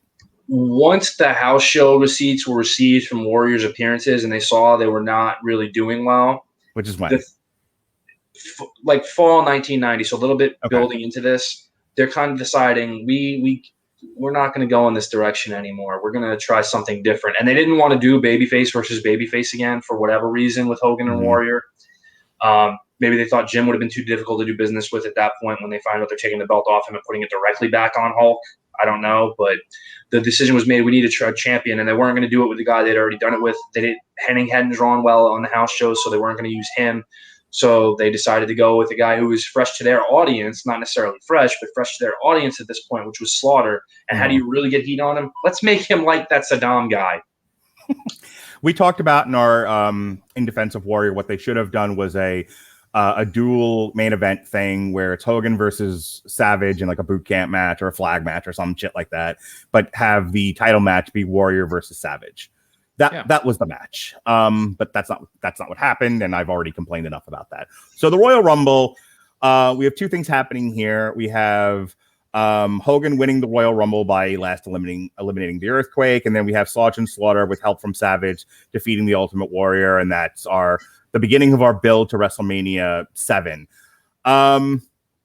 So just anything of note, Pat, between the Royal Rumble and Mania that we should talk about? Well, the initial plan was to have WrestleMania 7 at the LA Coliseum because they thought they could outdo the attendance or at least come close to the attendance. The LA Coliseum would have sat about 80,000 people roughly in their capacity zone for a wrestling event. Ticket sales were a flop for that. Could not sell anywhere near close to that. So they had to move it to the much smaller LA Sports Arena, which was their regular visiting grounds when they came to run shows in LA for house shows and things of that nature. And they sold it as, there were sniper threats against Sgt Slaughter for playing this Iraqi sympathizer character. We didn't want to take any chances. We wanted a smaller venue with tighter security because of the threat of bombs and things of that nature. And in reality, they just didn't sell tickets because the interest wasn't there. And we'll talk about buy rate versus buy rate, this versus 6 versus 5. But again, kind of more stuff in terms of the bloom coming off the rose around the WWF product at this point, too, with, a word like steroids coming up a lot. And Vince basically telling everybody in the company, hey, get off the gas now. This is a federal territory and we're going to start getting tested. So do what you got to do. Yeah, I meant to mention this with WrestleMania 6. It's one of those things where like a rock hits your windshield and you don't notice it at the time. It's a little ding. You just keep driving. But the rock hit the windshield at WrestleMania 6. And you're starting to see cracks now with WrestleMania 7. And by the time we get to 9, the whole windshield is shattered. And then at WrestleMania 11, the car is broke down in a ditch and you're being, and you're a transient and you're needing to get picked up on the side of the road. But we'll get there eventually. What might have helped, the Warriors promos were always an interesting thing. You know what might have helped him, Chris, to write better promos if he had it at the time? I know. You know what? If only he had Grammarly back then, Mark. That's right. Tell him all about it. If the Warrior had just used Grammarly to write his promos, we might not have gotten 2 pilots suiciding their plane into the ground and killing Hulk Hogan. We might have got the Grammarly would have said, maybe don't write that stupid, and pushed him in the pool. Grammarly's AI-powered products help people communicate more effectively. Grammarly helps you write mistake-free on Gmail, Facebook, Twitter, LinkedIn, and nearly anywhere else you write on the web. Grammarly corrects hundreds of grammar, punctuation, and spelling mistakes while also catching contextual errors, improving your vocabulary, and suggesting style improvements. To download Grammarly today, go to getgrammarly.com/W2M Network. Again, that's getgrammarly.com/W2M Network to download Grammarly for free. Just keeping with you, Chris, did we get any Saturday night's main events between 6 and 7 of note? I don't recall. I don't think so. Did they, Pat? I don't think it was. They did one where Slaughter defended the WWF Championship against Jim Duggan, and they were going to bury him in the Iraqi flag before Hulk came out and made the save. Was that a Saturday night's main event or a main event? That was a main event. Yes. Okay. We had one show that gets us to WrestleMania between the Rumble. All right, so let's get there. WrestleMania 7. I don't love this one. It's not great. This is my body count WrestleMania, where it was like when you first started realizing everybody who was dying in mass, and like this was the WrestleMania was like, oh, almost all these people are dead. Yeah, this is not only that, but this is just like, I think this is where it occurred to me that first of all, I'm getting into my teenage years and I'm losing interest in wrestling in general about this point. But even looking back on it and watching it in preparation for this, I'm starting to realize the product itself is getting stale. I'm gonna go put a jacket on. Yep. They had Fred Catawal on this one, Mark. His name's Fred. All right. About Grammarly, can you imagine if Zeus had Grammarly back in the day when he could properly pronounce his promos? Can you imagine how effective it would have been? It would have been Baba. It's not Baba, moron. It would have been Hulk Hogan and Brutus Beefcake. I will destroy you. Imagine how clear that would have been. Amazing. Nice. Oh my God! Look what the dude is wearing here. Just How many of those do you have? Oh my God! Wow. Okay, for those just listening to the audio, Pat just came back on camera, and Pat, tell them what you're wearing. It is a full Chalkline edition airbrushed Mr. Perfect jacket with his perfect visage on the back, the name logo on the chest embroidered, and the sides of the arms in classic baby blue and white, much like one of Henning's regular singlets. So Chalkline, if you want a new spokesperson, wow. Pat will show you what you're working with. All right. WrestleMania 7, here we go. The Rockers kick things off against Haku and the Barbarian.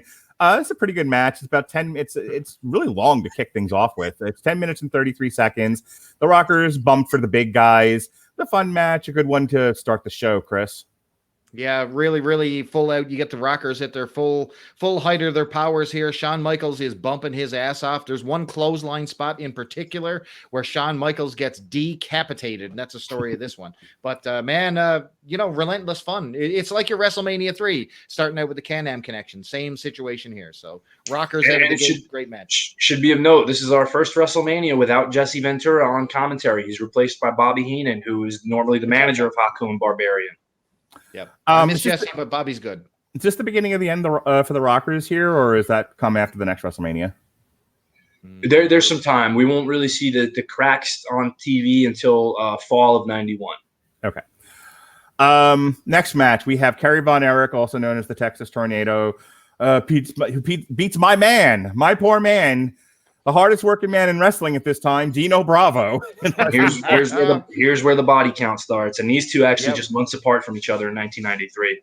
And Dino has just started the smoke trade during this one, by the way.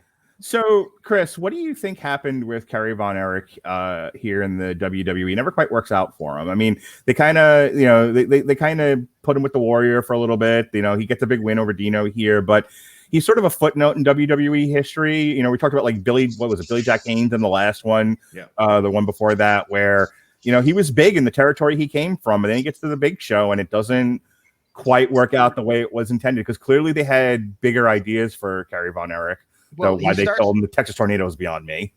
He starts at, they're branding everything. They're not letting Kerry Von Erich go somewhere else and sit in the middle of a ring with his theme music he used in WWE and doing a pipe bomb promo on their own company. They didn't do that at the time because they were too smart. So they were branding everybody that came in through the door. So you can call it what you want. That was a genius move. Kerry Von Erich at the time was so loaded with his demons, and plus he has that foot injury. So this is not the same Kerry Von Erich that you had back in the day. So he's loading up on the pills. This guy is living on one or a partial foot. I mean, he's got a prosthesis that he walks around on. So this is not the same. This is not the same package that they bought. You know, this is not the Kerry Von Erich that upset Ric Flair. I think that's the biggest thing is his working ability. I mean, for a guy with 1 foot, amazing. But they're looking for Kerry Von Erich, modern day warrior, and that's not the bill of goods that, you know, that might have been the bill of goods you were sold, but that's not what you're getting. He's very punchy, kicky, not the guy who could throw drop kicks and monkey flip and do what he did. Exactly. All right. This is also, by this point, you know, Dynamite Kid's gone. He done punched out the, you know, what's his face, Rougeau. And we've broken up the British Bulldogs, and this is the beginning of the British Bulldogs run towards the Intercontinental Championship in London. He takes on the Warlord here, and you know, yes, I need something. Pat, can you please do that promo? British Bulldog talking about the Warlord. Go. And this is what's going to happen to the Warlord and the British Bulldog. What's that, Winston? Perfect. So once again, we are trying to make hay out of, you know, established guys, give them singles runs, build up your mid card. That's the purpose of this one here. Yeah, who gave this amount of time? this got 8 minutes 15 seconds. Maybe it didn't need to be so long. This was cut off the VHS tape. Nice. This did not make Coliseum video. Which again, by the way, Davey's always been big. Davey looks superhumanly, freakishly large at this point. Like his back is insanely wide. Like freakish. He has stretch marks, not from being fat, from being too muscular for his body to handle. And that's the funny thing is, like, you watch him with the British Bulldogs and he looks like 4 inches shorter than he is. It's just because he's so much wider and he has his, you know, very well detailed braided hairdo. Who the fuck are the Nasty Boys before they get to the WWE? Because Nasty Boys. They're Nasty Boys in AWA. I know they're Hogan's friends post this, and this is why, and like their whole story seems to be, well, they were Hogan's friends, and so they got pushes. But they had to be somebody before they were Hogan's friends. Who the fuck? They were Vern Gagne's. Basically, they were jobbers. So there was Jerry Saganovich, which was a mid card wrestler in the AWA. Brian Knobs. They paired them together.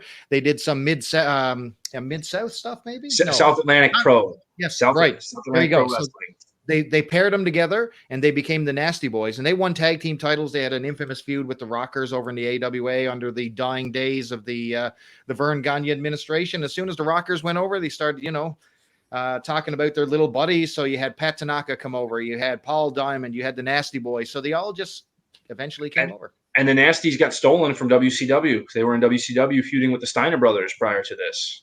All right. So, you know, I thought they were WWF before WCW. No, Halloween Havoc 1990. They had a classic match with the Steiners where they asked them, "Can you please make us look good?" Because Vince is interested.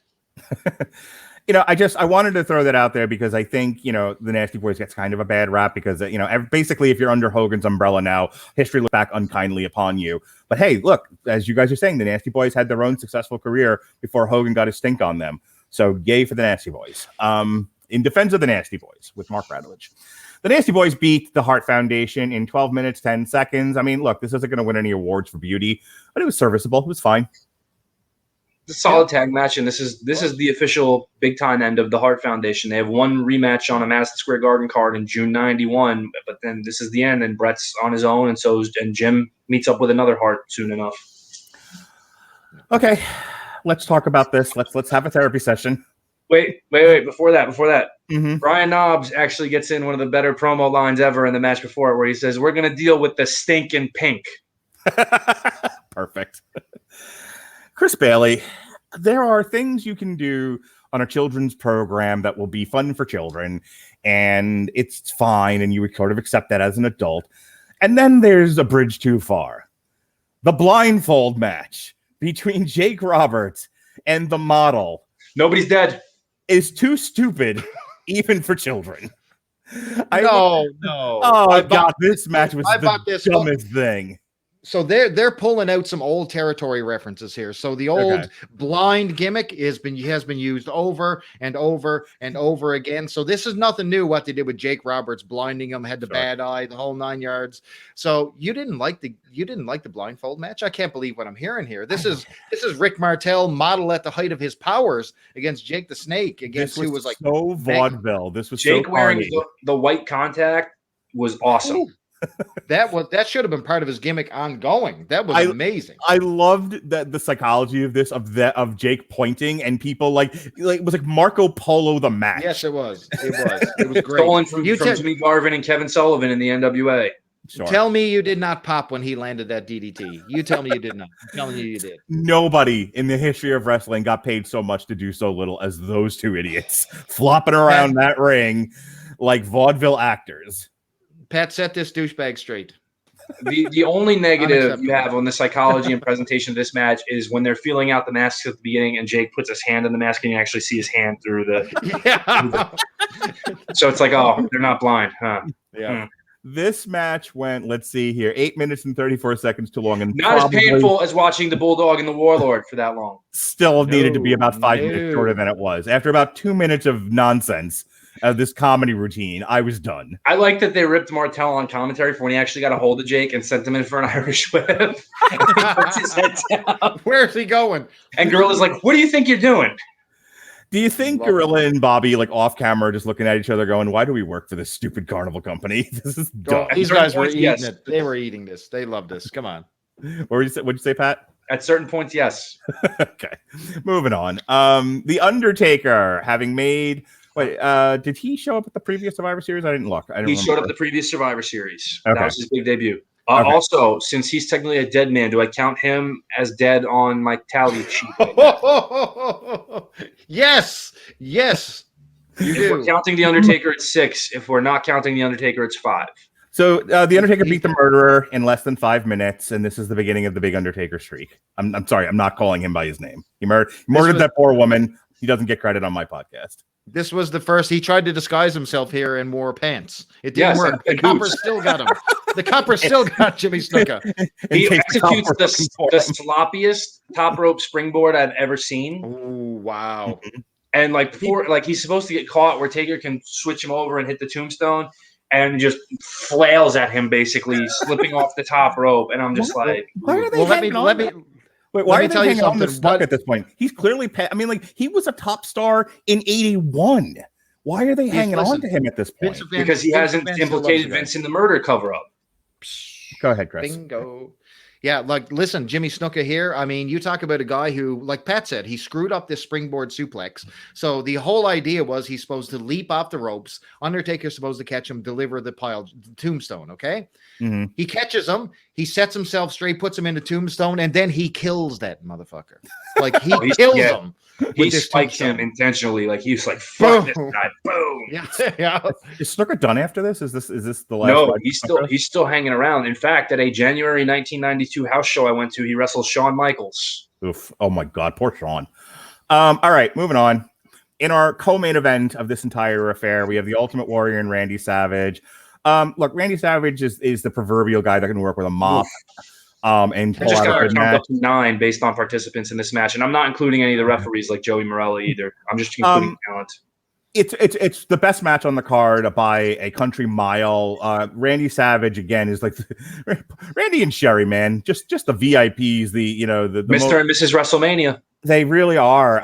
Savage goes crazy trying to get Warrior over in this match, and Warrior gets the victory. But that's not what anyone ever remembers from this match.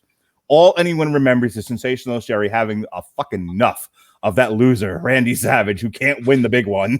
And she kicks him, just throws him a beating. What an angry woman she was. She took off her tassels, her sparkly tassels, throw him down. It was like, I am going to beat this man from pillar to post. And she lost her meal ticket. And in comes Miss Elizabeth to save the day. And never has a wrestler acted so well with his eyes than Randy Savage. Just them are having an argument over who should hold the ropes for who as they got out of the ring, all with their eyes. It was so, my God, how emotional. People crying in the audience as they reconcile. I've recently, like, I just stopped crying like before this pay-per-view. I'm telling you right now, I cried like a baby on multiple rewatches of this thing. It just hits me right into and you know what? They did a tribute to Randy Savage and Elizabeth not too long ago. I think one of you guys may have shared it. But it was absolutely, by the time they got to that part, I was crying again. I can't get this out of my system, man. This was just a moment of moments in wrestling. You could have ended the show with this. Nobody was complaining if you did. No, it's the best thing ever. Nobody talks about the promo after. I don't know if it was just on Coliseum or what it was. It's only on Coliseum video. Oh, so good. So he gets to the back. Is it Mean Gene that's actually doing the promo with him? And he's saying the kingdom and madness is cracked in half. You know, everything that I have is gone. But I have the only thing that matters to me, Miss Elizabeth. And you're like, yep. Randy. Heenan on commentary. You know, this is really great. This is even better than Love Story. If you like that kind of stuff. But what side is he on? All right. Anyway. And whatever happened to the orange-haired woman in the crowd who was openly weeping? The one in the blue blazer. Yes, they must be literally paying her like royalties because she's on so much footage. Or the kid dressed like Macho Man with the glasses on. Yes. Yeah. Iconic. So much bad in the next few years, but this is one of the high points. This is one of those things where even if you're like me at this time and you're really starting to lose interest in wrestling, it's getting a little too dumb. One of the cool things is great. One of the cool things that Warrior doesn't get credit for in this one, though, is his gear, where he's got the Savage knee pad, the Warrior knee pad, really heavy on the airbrushing, which is awesome. And then he's got on his tights, it's the WWF title, but it says around it means much more than this because it's a career-ending match. The loser's got to retire. And I was like, okay, way to give this one some epic feel, boys. I like it. Can we just talk about the Warrior for a second? I was rewatching this, and it's a great match. Savage bumps his ass off. Warrior really works hard. Like Savage and Warrior, it's a shame in this universe things don't work out with the Warrior because Savage and Warrior were a license to print money together, and they really could have had a long feud to do that, but it doesn't work out. In any case, my point being, Warrior, I know that going into this psychologically, he wasn't doing well. If you remember the Dark Side of the Ring and the A&E special, he's having divorce issues, house issues. He's not in a good place, and coming out of this, he's going to get even worse. It doesn't seem like he wants to be there. And like he doesn't run to the ring. He walks out. And even like Heenan's like, why isn't he running? And like when he's not wrestling in the match and you kind of look at his face and you see him walk around the ring, he's like, I just want to get this over. To me, he came across like, I just want to get this over with. And then when it was over, it was like, okay, well, I'm not here. I won the match, but who gives a shit? This is now Savage's moment. And he just walks to the back. He's like, all right, done. Yeah, if you want to gripe further about, his booking and what they're doing with him, he has a very legitimate argument at that point where, I won the match, but Savage won the moment in the event. Right. And that's what ultimately people remember. They don't remember him kicking out of 5 elbow drops. They remember Savage and Elizabeth reuniting and, all this tearful reaction from the crowd and Savage getting to soak in the moment. They don't remember, Warrior won. He had his foot on Savage, covering him for that. They don't remember the part where Savage kicked out of the gorilla press and the splash and Warrior's walking away like, was this it? Is this my destiny? Like, do I doubt myself? And then there's a lot of good storytelling in that match. You said it's a great match, and there's a lot of little nuances in that are awesome. But Warrior's got a legitimate gripe in terms of this was supposed to be my moment, and it's anything but. But Warrior's had like the worst year ever in terms of snubs. He snubbed at SummerSlam for Hogan. Yep. He snubbed at the Survivor Series. He's beaten at the Royal Rumble. He gets made to look very bad in that Royal Rumble match. If you remember the booking for that one, where he actually gives up, and then it's like, oh well, he didn't give up. His foot was under the rope. Like they really went out of their way to bury him. He gets nothing in between the Rumble and Mania, and then at Mania he snubbed again for Savage. Like coming out of that, no wonder he wrote that letter to Vince. Hey, could you be done fucking me now so I can maybe walk right? And I know people hate the Warrior for any number of reasons that I'm not getting into right now. We've covered it at length. But like I really do see his point of view. The more you look at it, like he legitimately had reasons to be in the bad headspace he was post Mania 7. Very legitimate gripes. Yeah. Okay. Coming out of that, kind of our post intermission match to get things part 2 of the show rolling, we get Tenryu and Kitao. His name's Fred. Thank you. And and Demolition. This is less than 5 minutes. This ain't Demolition. This ain't Demolition. Oh yeah, this is Smash and Crush. Ugh. This is shit. Less said about this, the better. Let's just move on. Big Boss Crew hits a Man. power bomb. Bobby Heenan is great on commentary. Big Boss Man does not win the title against Mr. Perfect. He wins by disqualification. Kurt, Bobby, Andre. This seemed like a missed opportunity here, man. This seemed like a perfect time to crown the Big Boss Man, to be quite honest with you. He was super popular. The crowd was digging his whole gimmick. He was dropping some weight here. He looked great. This was his time, man, and they passed by it. And it's a shame. Yeah, and remember, this was the replacement angle because initially his feud was supposed to be with the now gone Rick Rude, and instead they shifted it to Mr. Perfect as Rude was, fired, whatever, in the middle of that angle. And then it worked out because those two guys, just great friends in real life, had a great chemistry together. They have a great match on Saturday night's main event leading up to this. And it's all because of Heenan making fun of Boss Man's mother. Simple stuff that everybody can understand, guys. Sure. Hardest working man in WrestleMania history, Greg Valentine, gets beaten by the Earthquake because we're still pushing him. Tally. Yep.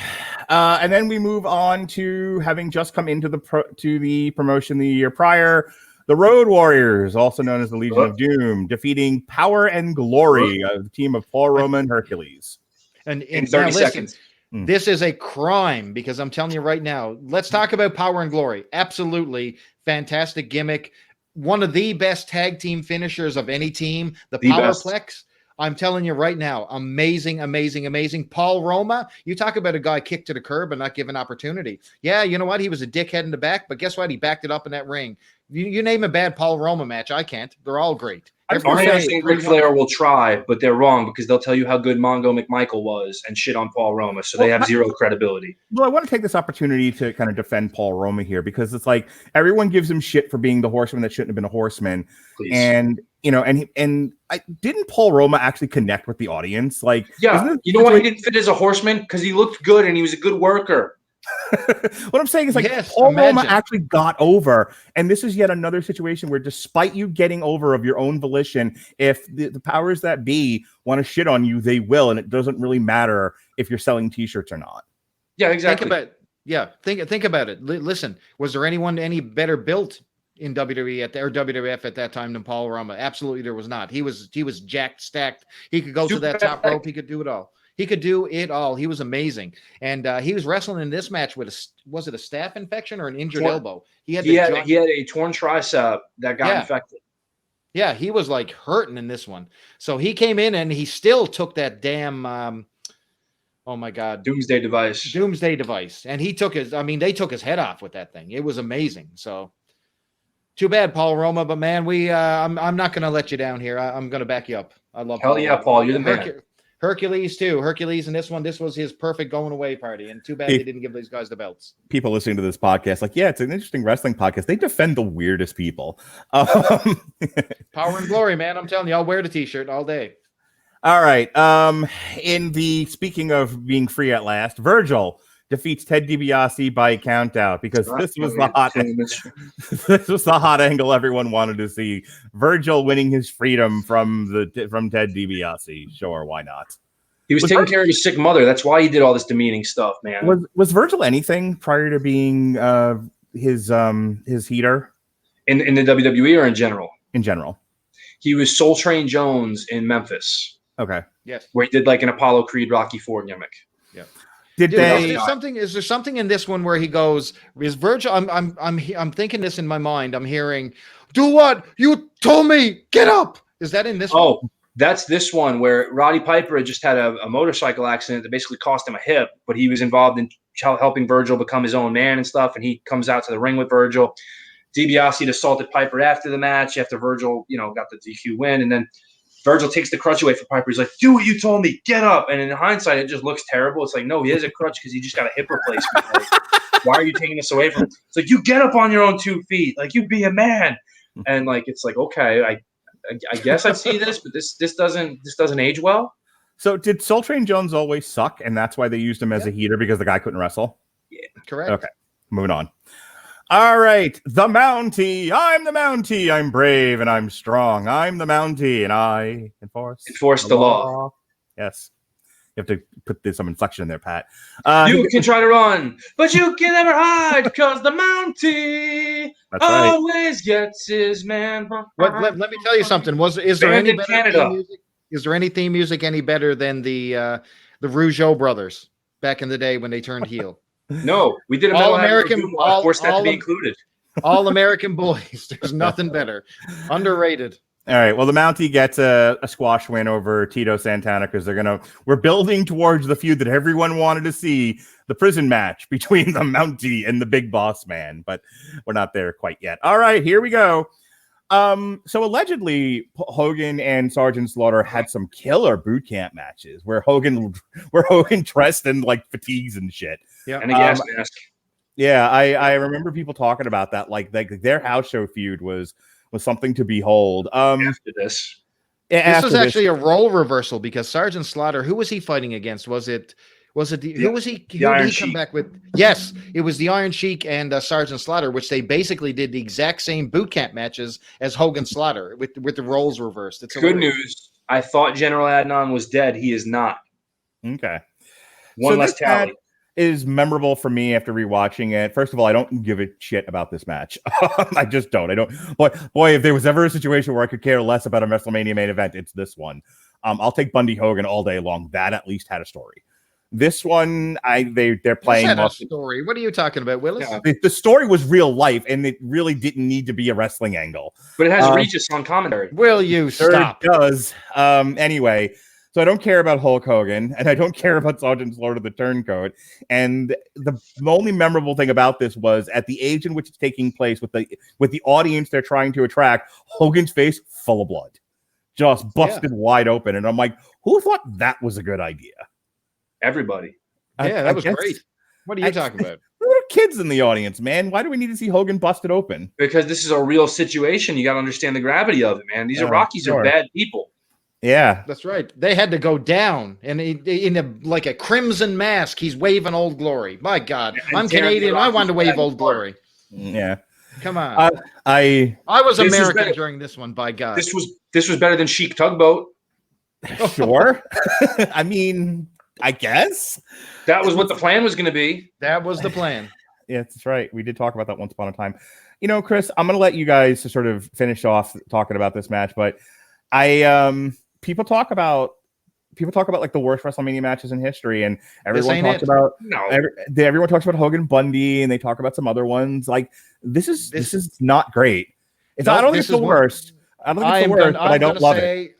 I am going to say that this is one of Hogan's best WrestleMania matches, wrestling wise, because he had a killer match against Slaughter, who was bumping similar to Kurt Hennig in this one. You talk about how great Sgt Slaughter is in this. He is like selling his ass off. These guys worked their ass off in this match, man. Sarge is retired a year after this to let you know how long he's been around. He really huffs and puffs and does everything he can in this match to get it over. He is chugging. You talk about a man trying to pull his ass together to make a good match. That's Sgt Slaughter in this one. He's pulling out everything out of his bag of tricks. I'm telling you. I will take Hogan Bundy over this. I will take Hogan Andre over this. Obviously, Hogan Macho over this. I will take Hogan Vince over this. No, okay? Hogan Vince is very good. So let's not act like we're putting a crappy match in there over this. Hogan Rock and Hogan Rock. Hogan Sid is not better than this. Hogan Sid is not better than this. Okay, well, Hogan Yoko is not better than this. I didn't put that in my 5. It's not the worst match ever, but I will take this over. I will take this over WrestleMania 1. Yep, the tag match. 100%. I will take this over Hogan and Bundy. Me too. And I like King Kong Bundy. As a match, it's better than Hogan Andre, but it's Hogan Andre. What are you gonna do? Yeah. No, it's not better. I put Hogan Andre above this one. Yeah, sure. I won't take it over Savage. I won't take it over Warrior, but I'll take it over the rest of those, and I'll take it over Sid, and I'll take it over Yoko, and I'll See, I'll take it over Muhammad Hassan. Was Hogan Yoko at 9 really a match though? This man is wrong. Did he win the title? We'll get there eventually. This I'll take it over. I'll take it over Hogan and Beefcake versus the Money Inc. I'll take it over that. Again, not a main event, but the main event anywhere in the world, according to Gorilla Monsoon. There you go. Anyway, come on, Radulich. That's my 2 cents. Pat, finish it off here. Your thoughts on Hogan Slaughter, and then we'll end the show. So our death toll for this event, in terms of not including commentary or referees, is 19. Oh, that's depressing. That is a staggering number. We have How many of them don't make it to 60? I would say everybody who died didn't make it to 60. Oh, no. Road Warrior Animal, I believe, just passed at 61, if I'm not mistaken. But we've got Kerry Von Erich, Dino Bravo, Kerry Von Erich, Dino Bravo, Brian Adams, a.k.a. Crush, Randy Savage, Sherry, Miss Elizabeth, The Ultimate Warrior, Road Warrior Hawk, Road Warrior Animal, Mr. Perfect, The Big Boss Man, Andre the Giant, Bobby Heenan, Hercules Hernandez, Jim the Anvil Neidhart. Am I missing any in there that I didn't go back and see? Pat, can you answer a question for me? Sure.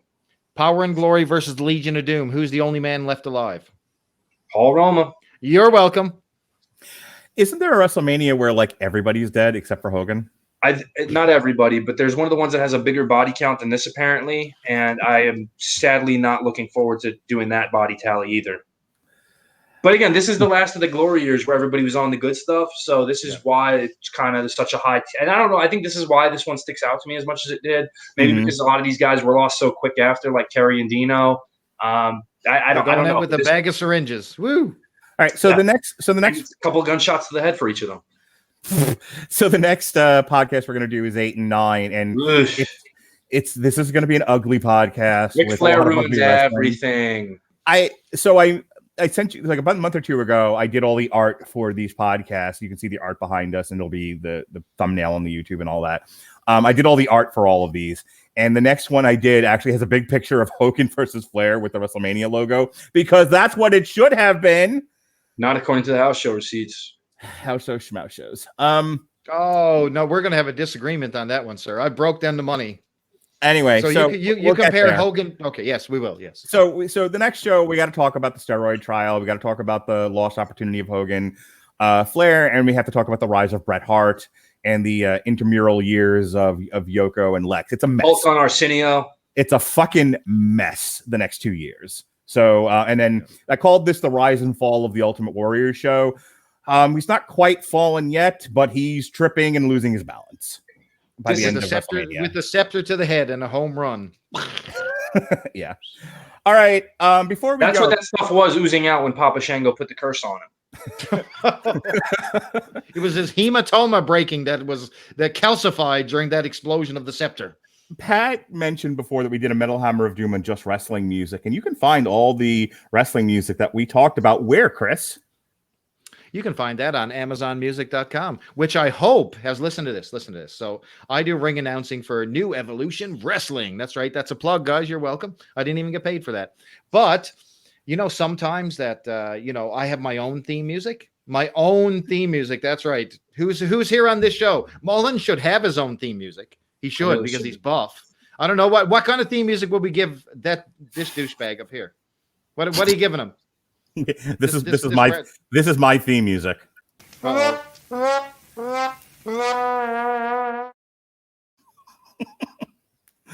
We'll give him Dino Bravo's theme. There we go. Dino Bravo, the hardest working man in WrestleMania, next to Greg Valentine. I bet you that Mark Radulich is selling cigarettes out of his house. Look into it, people. Ultimate WrestleMania 6 should have been the Ultimate Warrior versus Dino Bravo. Just saying. In Montreal at the Forum. I give up. All right. Anyway, we were trying to talk to you about a great deal that we're giving away here on the Mania of WrestleMania, and that is a 30-day free trial of the Amazon Music Unlimited service. Click the link in the description of this podcast, which is getamazonmusic.com/W2M network, and you will have a free 30-day trial to stream all the wrestling music you want. You want to hear Adam Cole's Here Comes the Boom Baby? It's on there. You want to hear Girls in Cars? It's on there. You want to hear Real American? It's on there. It's all there. I want to hear Ass Man. I'm an ass man. Dun, dun.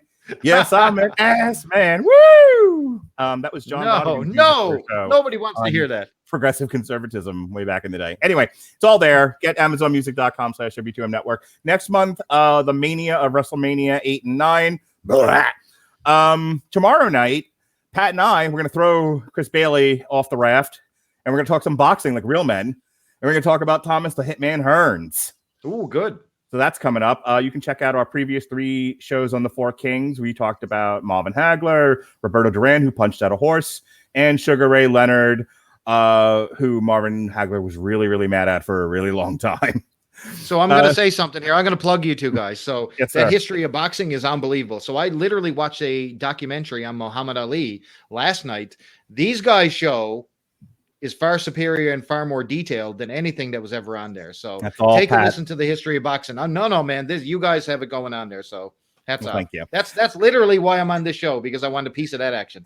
If you have just tuned into this for the first time, we've done the Mania of WrestleMania 1, 2, 3, and then we did one show for 4 and 5. Going forward, like I said, we're going to be bunching up all of these except for WrestleMania 17 that gets its own show. In some cases, we're going to do 3 in a row because 14, 15, 16, and 10, 11, 12. Sorry, and I think 11, 12, 13 are the 11, 12, two where I 13, did. Yeah, I think 10 gets its own show, 20 gets its own show, and 17 gets its own show. But 11, 12, 13, we grouped together, and 14, 15, 16, we grouped together because yikes, those years. All right, that's it. Pat, it wasn't a shitty show, Pat. The show I was working on before we started this was a triple feature of Westerns. Goddamn you.